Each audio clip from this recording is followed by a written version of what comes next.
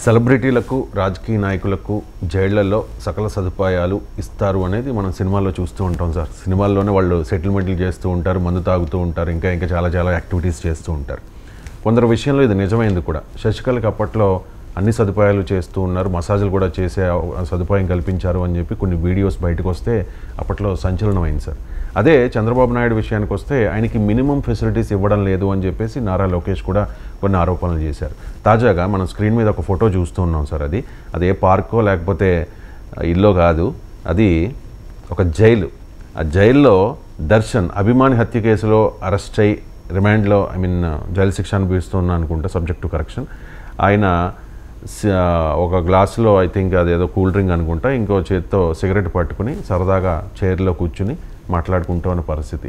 దీని మీద జైలు శాఖ మీద కూడా చాలా ఆరోపణలు వస్తూ ఉన్నాయి.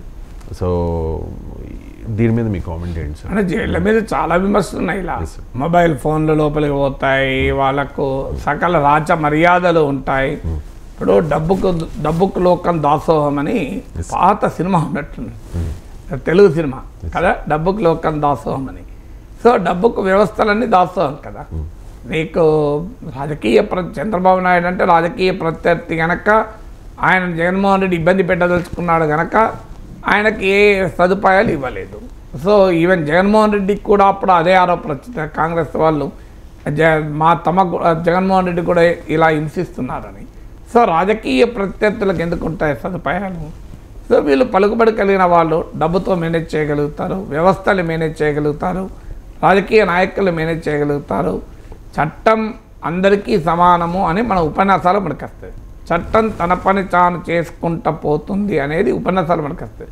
చట్టం డబ్బున్నవారి చుట్టం, న్యాయం డబ్బున్నవారి నేస్తమని శ్రీనారాయణ రెడ్డి చాలా కాలం క్రితమే అన్నాడు. సో చట్టం డబ్బున్నవారి చుట్టం కదా.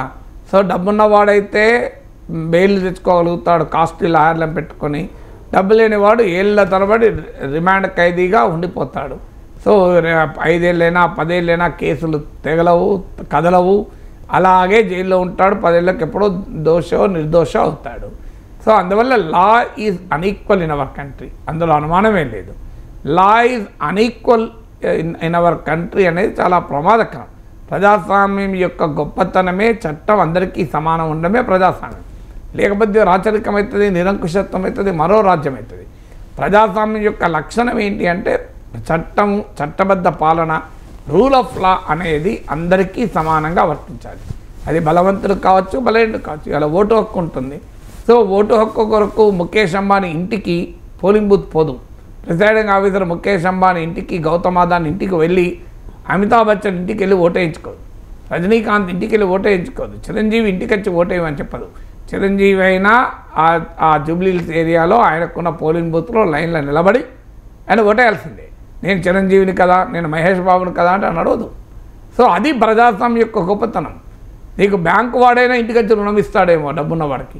ముఖేష్ అంబానీ లోన్ కావాలంటే state bank of India top అధికారులు కూడా వచ్చి లోన్ ఇస్తారు ఇంటికి వచ్చి, ఎందుకంటే కస్టమర్, ప్రివిలేజ్ కస్టమర్ అని. కానీ చట్టానికి ప్రివిలేజ్ కస్టమర్లు ఉండరు. చట్టానికి ఎవరైనా ఒకటే, చట్టం ముందు ప్రధానమంత్రి అయినా ఒకటే, ముఖ్యమంత్రి అయినా ఒకటే. కానీ ఇది థియరిటికల్గా చెప్పడమే తప్ప, కానీ ఆచరణలో మాత్రం మన దేశంలో ఈ రకమైనటువంటి పరిస్థితి లేవు అనడానికి ఇది ఒక ఉదాహరణ కదా. అందువల్ల ఖచ్చితంగా డబ్బున్నవారు, పలుకుబడి ఉన్నవారు జైళ్ళను కూడా తమ ప్యాలెసెస్గా, అంతఃపురాలుగా మార్చుకోగలుగుతున్నారంటే ఎంత ఆవేదన కలిగించే అంశం.